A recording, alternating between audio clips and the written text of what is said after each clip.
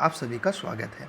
आज हम लोग एनसीईआरटी के सेशन में इतिहास की सीरीज को पढ़ेंगे, जहाँ पर आज हम लोग का अध्याय 7 पढ़ना है, खुशहाल गांव और समृद्ध शहर।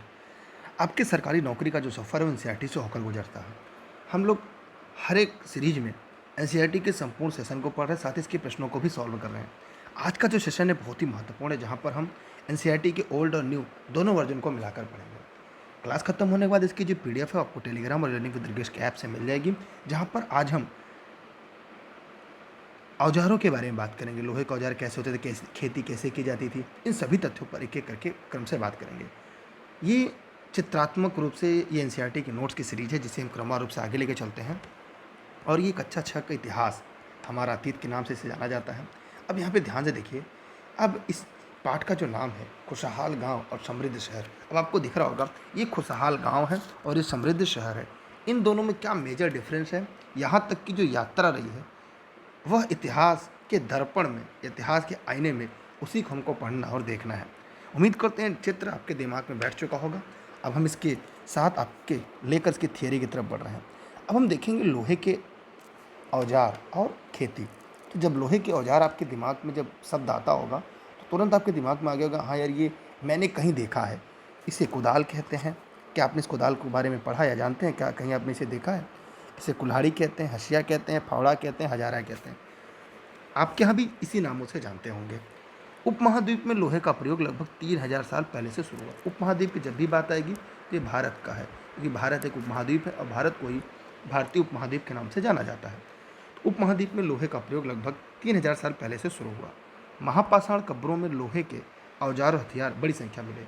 जो महापाषाण काल था उनकी कब्रों में लोहे के औजार और हथियार बड़ी संख्या में मिले हैं। और आपको जानना भी है और जानकर हैरानी भी होगी कि सिंधु घाटी सभ्यता के लोग लोहे से परिचित नहीं थे। आप देख रहे हैं यहाँ पे जो महापाषाण काल के कब्र हैं, इनमें लोहे के औजार और हथियार बड़ी संख्या में मिले हैं। आगे हम देखेंगे जंगलों को साफ करने के लिए कुल्हाड़ियाँ, जुताई के लिए हलों के फाल का इस्तेमाल शामिल है। कृषि के कई ऐसे उपकरण हैं जिन्हें इस तरह से व्यवसाय करने वाले व्यक्ति द्वारा ही बनाया जाता है। इनमें मुख्य तौर पर दराती, कुदाल, फावड़ा, कुल्हाड़ी, खुरपी इत्यादि शामिल है। दराती क्या है, आपने क्या देखा है? कमेंट करके जरूर बताइएगा। इसके अलावा मकान इत्यादि बनाने में मदद करने वाले राजमिस्त्री, मजदूर भी जिन हैंड टूल का इस्तेमाल विभिन्न कार्यों को निष्पादित करने के लिए कहते हैं, उनका निर्माण भी लोहार करता है। हम यूँ कह सकते हैं कि लोहे के जितने भी उपयोगी सामान होते हैं उन सबका जो निर्माण है वो कौन करता है? वो लोहार करता है। कौन करता है? लोहार। ठीक है, अब हम आगे देखते हैं, आगे पढ़ेंगे। काम करने वाले व्यक्ति और क्या है? इसमें हथौड़ा, छेनी, कन्नी, रंदा इत्यादि शामिल। मैंने ये राजगीर या राजमिस्त्री या मजदूर इसका इस्तेमाल करते हैं। ऊपर दतादी, कुदाल, फावड़ा, कुल्हाड़ी, जो है खुरपी, ये किसान इस्तेमाल करते हैं। वर्तमान में ग्रामीण इलाके जो कृषि बाहुल हैं उनमें से इस तरह के बिजनेस की अच्छी खासी मांग है। अब हम अगली जो छोटी सी हेडिंग है, खेती के औजार पढ़ने जा रहे हैं। खेती के औजार में पहला हल है, इससे परिचित होंगे। बचपन से ह से हल पढ़ते आ रहे होंगे और हम लोग भी पढ़ते हैं।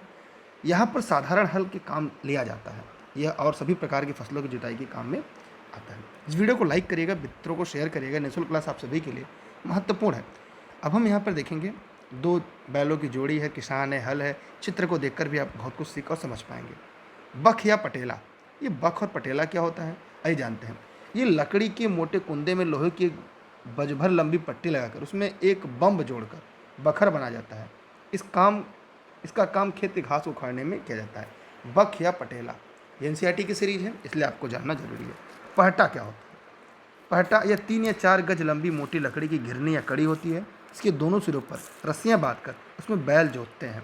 बैल क्या होते हैं? जोतते हैं। इसको खेत को बराबर करने तथा मिट्टी को महीन करने के काम आता है, इसे हम पहटा के नाम से जानते हैं। कितने लोगों ने पहटा देखा है या बख या पटेला देखा है? कमेंट करके इस वीडियो में जरूर बताएंगे। अगला है खुरपा। आप खुरपा देखे भी होंगे, इन चित्रों से परिचित भी होंगे। ठीक है, इसका प्रयोग मामूली घास पात को काटने और भूमि को गाड़ने में किया जाता है। आगे देखेंगे हसिया, ये इसको भी आपने देखा होगा, इससे भी परिचित होंगे। इसका प्रयोग घास तथा फसल काटने में किया जाता है। आगे हम बात करें तो नारी या नाक। आइए देखते हैं नारी या नाक क्या होती है। बांस की पोली नली से बनाई जाने वाली इस औजार में खेतों में बीज बोया जाता है। बीज बोया जाता है, जिसका प्रयोग हल में बांध करके किया जाता है। इसके द्वारा एक एक या दो दो दाना बीज डालना आसान होता है। ठीक इसे नारी या नाक के नाम से जानते हैं। अब बात करते हैं फावड़ा। आपने देखा भी होगा, इसका प्रयोग खेतों में क्यारियों को दुरुस्त करने के लिए किया जाता है। समय के साथ साथ इनका भी ज़रूरत के हिसाब से बनते गए, आविष्कार होते गए। कृषि उत्पादन मानव जीवन को बनाए रखने या बढ़ाने के लिए उत्पादों का उत्पादन करने के लिए खेती वाले पौधे या जानवरों का उपयोग है। लोग हर दिन कृषि उत्पादों की एक विस्तृत श्रृंखला का उपयोग करते हैं। ये हमारे द्वारा पहने जाने वाले कपड़ों से लेकर हमारे द्वारा लिखे जाने वाले कागज़ तक शामिल है। तो हमारे कहीं न कहीं जो दिनचर्या है और हमारी जो दैनिक क्रियाकलाप है, उनमें कृषि एग्रीकल्चर का प्रारंभ से ही अहम रोल रहा है, चाहे वो कपड़े हों, चाहे लिखे जाने वाले कागज़ हों। अब हम बात करते हैं कृषि उत्पादन की। कृषि उत्पादन में आप जानते हैं खाद्य फसलें आती हैं। उत्पादों में बदली गई कृषि फसलें 4 समूह में एक में आती हैं, जिसमें अगर हम बात करें तो खाद्य पदार्थ, ईंधन, फाइबर या कच्चा माल। मोटे तौर पर ग्रह की 11% भूमि फसल उत्पादन के लिए समर्पित है। ग्रह की बात करें तो पृथ्वी, ग्रह माने यहाँ पे पृथ्वी की 11% जो भूमि है फसल उत्पादन के लिए समर्पित है। 26% के करीब पशु चारागाह के लिए उपयोग किया जाता है और इसका 26% लगभग पशु चारागाह के लिए उपयोग किया जाता है। तो अब हम बात करते हैं भोजन। तो अब भोजन से सभी लोग परिचित होंगे। इस थाली को बताइए कौन सी थाली है, इसमें कौन सी मिठाई रखी गई, जरा कमेंट करके बताइए। देखिए एनसीईआरटी को हंसी से में जितना पढ़ेंगे उतना आपके लिए बेहतर होगा। कोशिश करिए इस वीडियो को 2 से 3 बार पढ़िएगा। इसकी पीडीएफ के लिए आप ई-लर्निंग विद दुर्गेश के ऑफिस के नंबर पर कॉल या व्हाट्सएप करके भी जानकारी ले सकते हैं, जहाँ से आपको सभी नोट्स आपको प्रॉपर वे में मिल जाएगी। 6 से लेकर 12 तक की सभी एनसीईआरटी नोट्स आपको मिल जाएगी ई-लर्निंग विद दुर्गेश पर, हिंदी और अंग्रेजी दोनों मीडियम में। मैं खुद ही वहाँ से पढ़ लेता हूँ और ऐप पर भी ई-लर्निंग विद दुर्गेश के उपलब्ध हैं। खाद्य उत्पादों के कुछ उदाहरण अनाज और अनाज हैं। कुछ फसलों को चारा में बदल दिया जाता है और जानवरों को खिलाया जाता है, तब दूध जैसे डेयरी उत्पादों का उत्पाद करते हैं, या मनुष्यों या अन्य जानवरों को भोजन में बदल जाते हैं। शहद और खेती की मछली खाद्य उत्पादों के लिए उदाहरण है। अब शहद के लिए मधुमक्खी पालन वो भी फसल उत्पादन में आता है, मछली भी आता है, और ये मछली भोजन भी है और शहद भोजन भी है। अगर ईंधन की बात करें, ईंधन में कृषि उत्पादों का उपयोग ईंधन के उत्पादन के लिए भी किया जाता है। मकई, गन्ना, ज्वार से उत्पादित इथेनॉल व्यापक उपयोग में कृषि ईंधन उत्पाद है। हम बात करते हैं रेशा की। तो रेशा जैसे हमारे मन में आता है, नायलॉन हो गए, रैनॉन हो गए, पॉलिस्टर हो गए, टेरिलाइन हो गए। अब यहाँ पे देखेंगे फाइबर फसलों में कपास हर साल अमेरिका उत्पादित 10 फसलों में से एक है। ऊन और रेशम शामिल है। कृषि उत्पादन भी सन का उपयोग लीलन के लिए, रस्सी और सन बनाने के लिए करते हैं। कपड़ा बनाने के लिए बांस के रेशों का भी उपयोग करना भी संभव है। हम कच्चा माल देखते हैं। कच्चा माल में क्या है, अब यहाँ पर हम देखते हैं कच्चे माल ऐसे उत्पाद हैं जिन्हें अन्य श्रेणियों में उपयोग के लिए परिष्कृत या संसाधित नहीं किया जाता है। उगाई जाने वाली कई फसलों का उपयोग जानवरों को खिलाने के लिए किया जाता है, जो अन्य कृषि उत्पाद बन जाते हैं। देख रहे हैं ये क्या है कच्चा माल में, कमेंट कर बताइएगा। इनका नाम बता सकते हैं, ये क्या है, कहेंगे सर ये तो मटर है, ये क्या है, जौ है, ये गेहूं है और ये मक्का है। अब यहाँ पे देख पा रहे हैं कृषि उत्पादन को बढ़ाने के लिए उठाए गए कुछ कदम हैं। तो आइए जानते हैं कृषि उत्पादों को बढ़ाने के लिए क्या क्या कदम उठाए गए हैं। समृद्ध गांवों को बिना राजा तथा उनके राज्यों को बने रहना मुश्किल था। जिस तरह कृषि में वेब विकास में नए औजार तथा रोपाई अवसर हो गए, यहाँ पे अवसर तथा रोपाई महत्वपूर्ण कदम थे। इसी तरह सिंचाई भी काफ़ी उपयोगी साबित हुई। इस समय सिंचाई के लिए नहरें, यहाँ कुएँ होगा, तालाब तथा कृत्रिम जलाशय बनाए गए। क्या बनाए गए, कृत्रिम जलाशय बनाए गए। थोड़ा टाइपिंग मिरर है इसलिए मैं थियरी पढ़ लीजिएगा, जब नोट्स पढ़ेंगे तो आपको ये लग जाएगा हाँ क्या पढ़ना है, क्या क्या आपकी चीज़ें काम की हैं। इसमें आप देख पा रहे होंगे ये क्या है, कुआँ है, ये क्या है, नहरें, ये क्या है, कमेंट करके बताइएगा। ये तो नहर हो गई। कृषि विकास में नए औजार, देखिए वहाँ पे औजार था, देखिए मैंने ऊपर बताया ना वहाँ पे औजार लिखा था। कृषि में विकास में नए औजार तथा रोपाई महत्वपूर्ण कदम थे।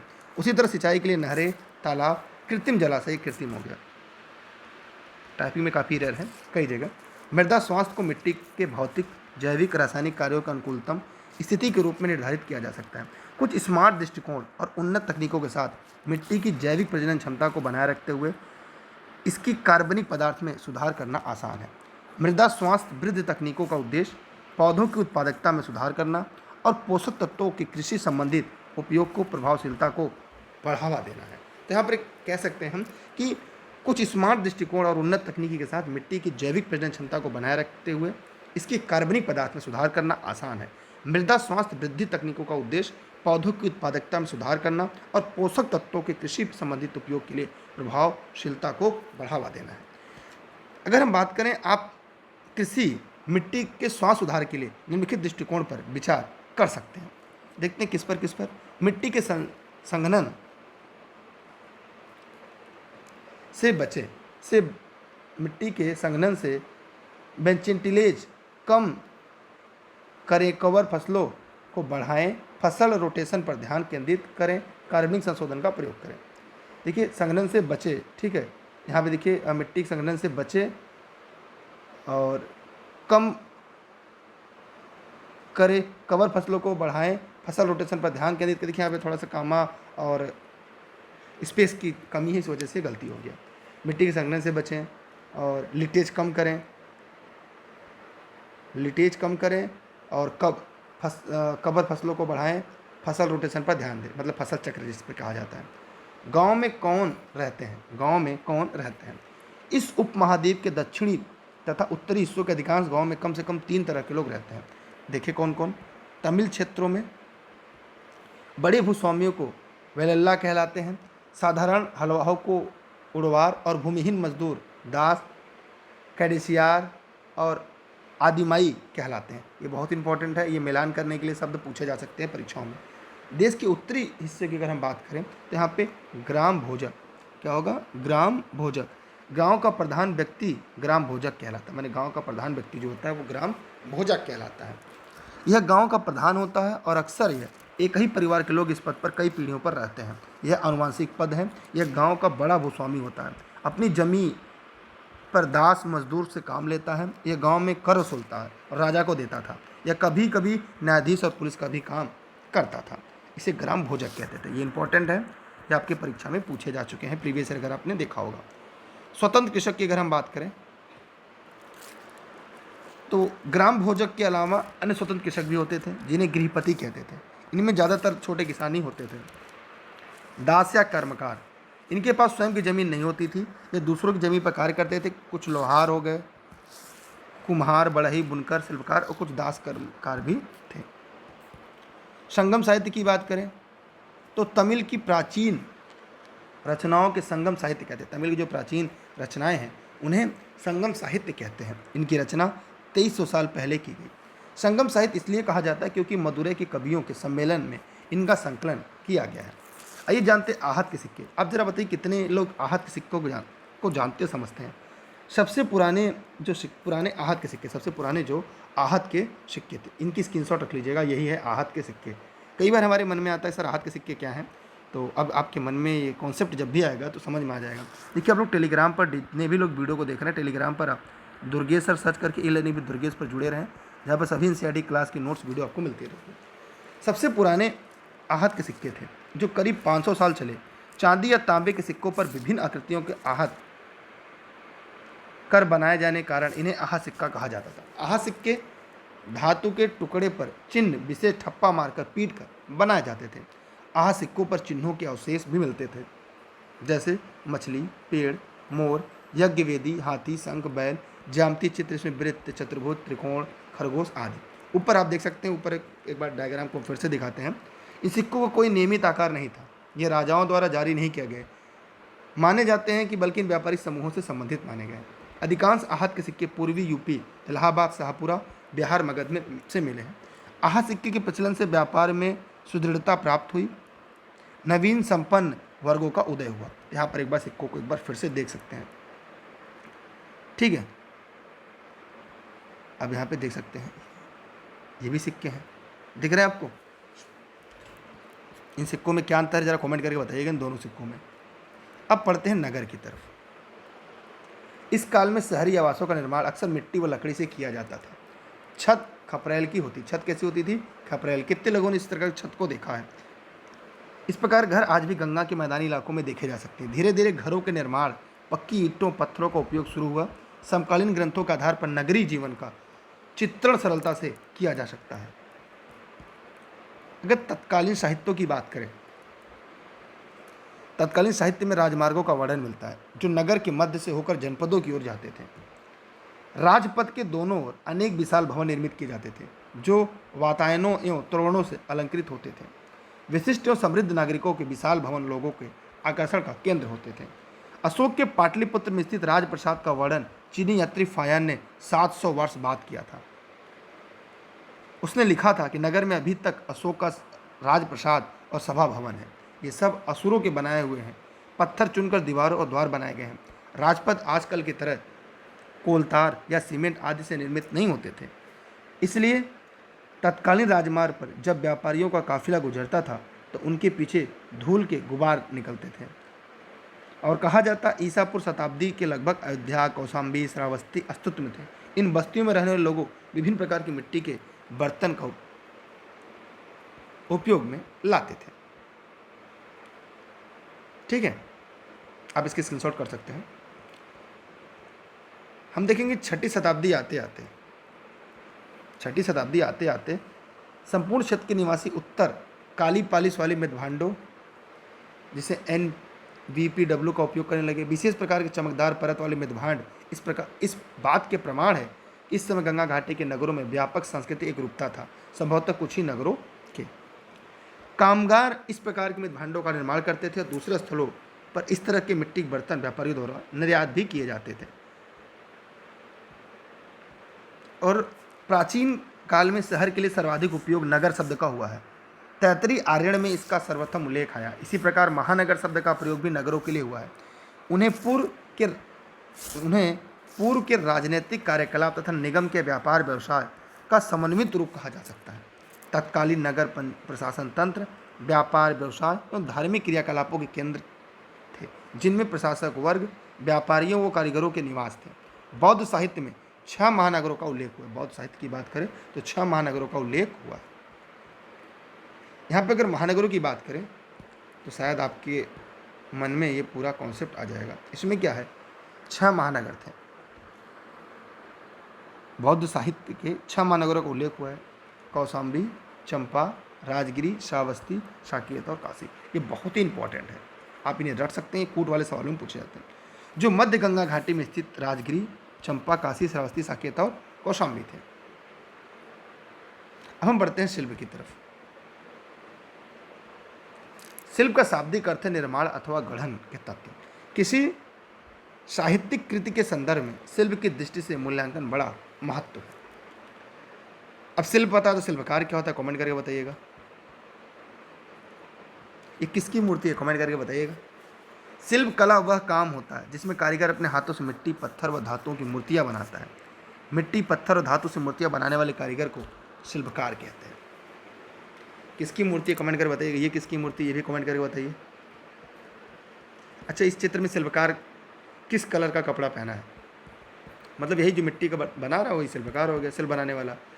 शिल्प तथा शिल्पकार, भारतीय शिल्पकला का इतिहास बहुत ही प्राचीन है। भारतीय कला और कलाकार सदियों से दुनिया को अपनी जो अद्भुत कृतियों से आश्चर्यचकित करते रहे हैं। दुनिया भर के लोग भारतीय कला की तरफ खींचे चले आते हैं। प्राचीन भारत से लेकर आधुनिक भारतीय कालक्रम में शिल्पकार बहुआयामी भूमिका का निर्वाह करने वाले व्यक्ति के रूप में देखा जा सकता है।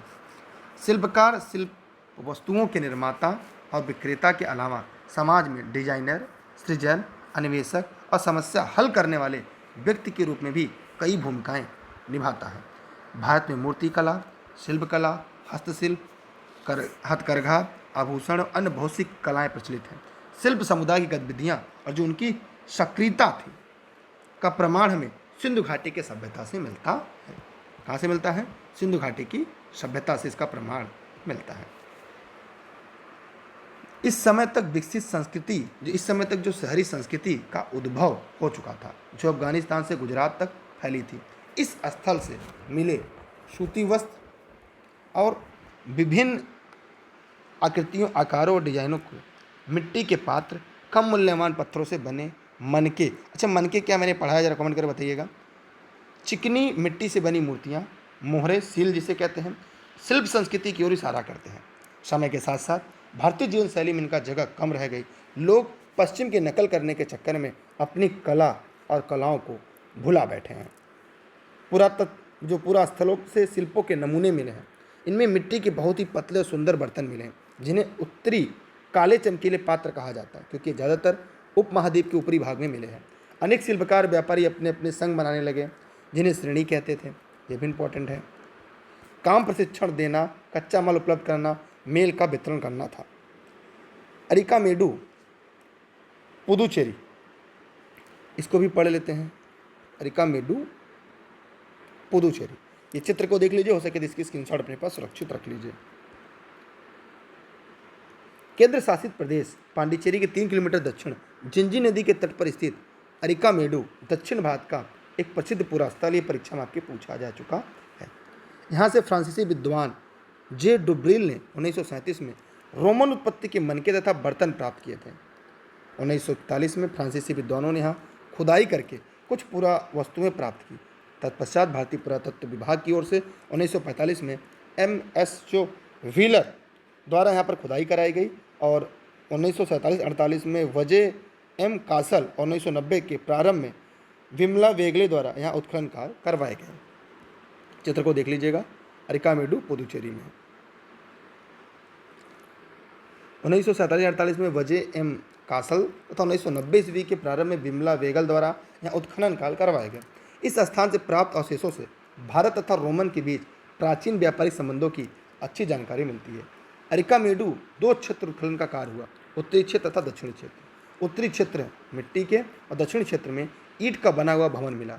दक्षिणी क्षेत्र में बर्तनों का एक विशाल भंडार भी प्राप्त हुआ। स्वर्ण, बहुमूल्य पत्थर तथा शीशे के बने हुए बर्तन से मनके निकले।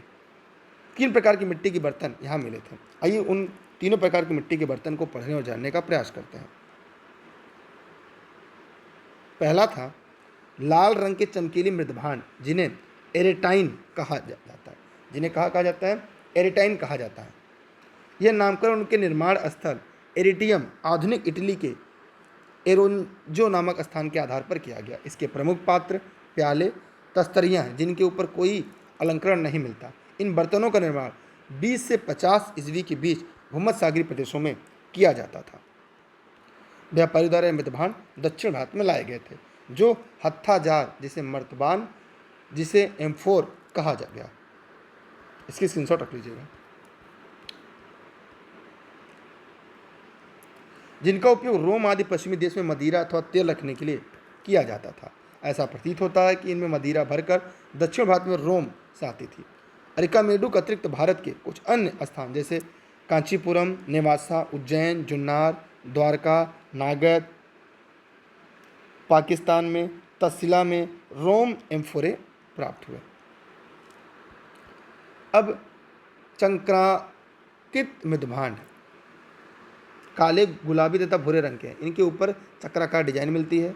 व्हीलर का अनुमान, इस प्रकार के बर्तन बहुत तेजी से घूमने वाले चाक के ऊपर अच्छी मिट्टी से बहुत ही सावधानीपूर्वक बनाए जाते थे। इस प्रकार के कुछ चक्रांति भांड निसंदेह भूमध्यसागरीय प्रदेश से आयातित किए गए।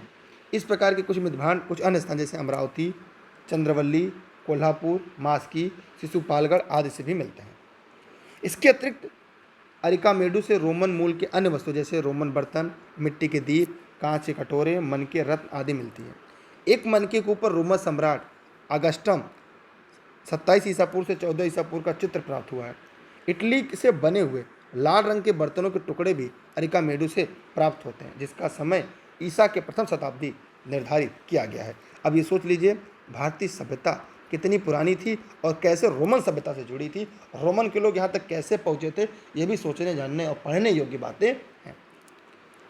अगर हम आगे देखें तो अरिकामेडू उत्खनन में जो सामग्रियाँ मिलती हैं उनमें विदित होता है कि ईसा की प्रारंभिक शताब्दी में भारत तथा रोम के बीच घनिष्ठ व्यापारिक संबंध थे। रोम का माल अरिकामेडू के गोदाम में जमा होता था, फिर वहाँ से उस देश के अन्य भागों में पहुँचाया जाता था। रोम को निर्यातित किए जाने वाले सुंदर वस्त्र भी यहाँ तैयार किए जाते थे। यूनानी रोमन लेखकों के विवरण से ज्ञात होता है कि रोम के लोग भारत की विलासिता सामग्रियों के बड़े शौकीन थे। उनके लिए भारी मात्रा में सोना व्यय करते थे। रोमन लेखक प्लिनी अपने देशवासियों के इस अपव्ययिता के लिए निंदा करता है। भारत के लोग रोमन मदिरा के विशेष रुचि रखते थे।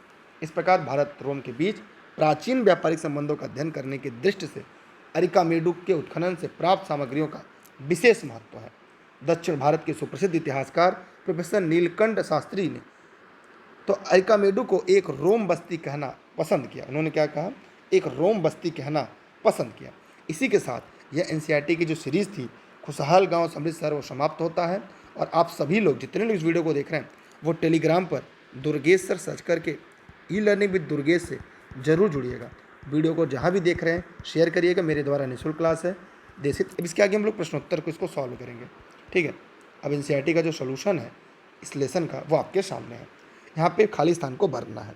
और आप लोगों को नोट संबंधित कोई भी जानकारी चाहिए ई लर्निंग विद दुर्गेश के ऑफिस के नंबर पर कॉल या व्हाट्सएप करके आप यहाँ पे जानकारी ले सकते हैं।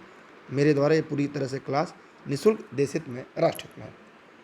वीडियो को लाइक करिएगा, अपने मित्रों को शेयर करिएगा। फेसबुक वीडियो को देख रहे हैं तो फॉलो करिएगा पेज को, वीडियो को लाइक करिए। जहाँ भी जिस भी सोशल मीडिया पर इसको देख रहे हैं ज़्यादा से ज़्यादा वीडियो को शेयर करने का प्रयास करिएगा।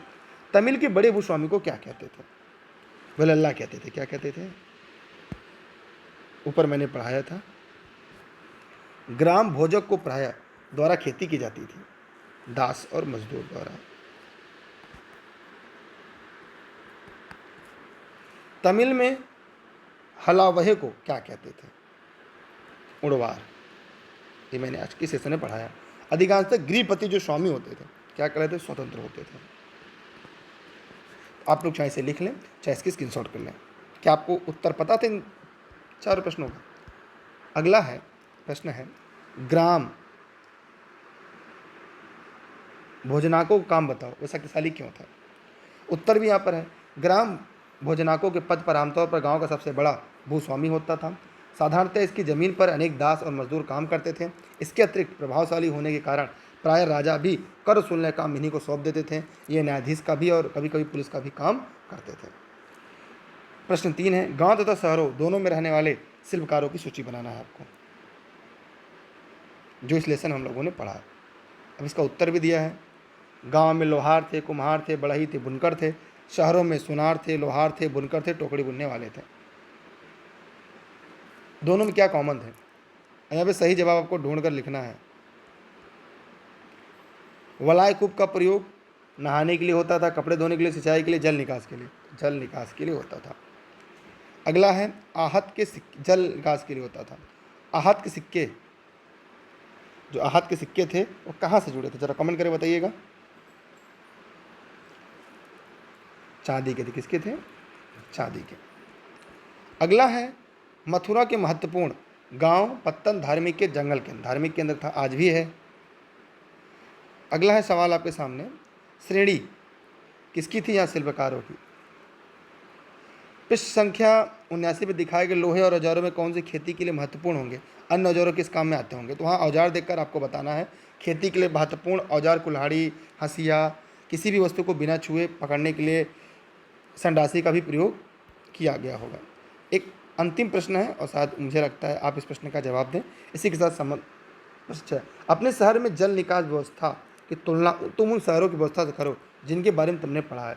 इन्हें तुम्हें क्या क्या समानता अंतर दिखाई दे रहे? इस तरह के प्रश्नों का उत्तर आपको देना है। और ऑनलाइन क्लास और नोट समझ अगर कोई भी जानकारी चाहिए इन नंबरों पर आप कॉल या व्हाट्सएप करके जानकारी ले सकते हैं। इनके अलावा e learning with Durgesh Instagram पर अपने सवाल पूछ सकते हैं। Twitter e learning with Durgesh, जिससे आप नए नाम से अक्सर जाना जा रहा है। फेसबुक पे भी आप ई लर्निंग विद दुर्गेश से जुड़ सकते हैं। वीडियो को जरूर शेयर करिएगा जहाँ भी आप देख रहे हैं। लाइक नहीं किया तो लाइक करिएगा। हमारे शहर में जल निकास व्यवस्था तो योजनाबद्ध तरीके से बनाया गया। इसी तरह की जल निकास व्यवस्था हमारे पढ़ाए गए या पढ़े गए शहरों में अपनाया गया था। ये दोनों व्यवस्थाएं अनेक प्रकार के समान थी, लेकिन इन दोनों व्यवस्था में केवल एक ही अंतर था। हमारी व्यवस्था मजबूत चीज़ों से तैयार की गई है तथा लंबे समय तक उपयोग में लाई जा सकती है। वैसे आपके दिमाग में क्या है? इस प्रश्न का जवाब कमेंट सेक्शन में कमेंट करके जरूर दीजिएगा। मिलते एक नए वीडियो लेक्चर के साथ, तब तक के लिए जय हिंद, जय भारत।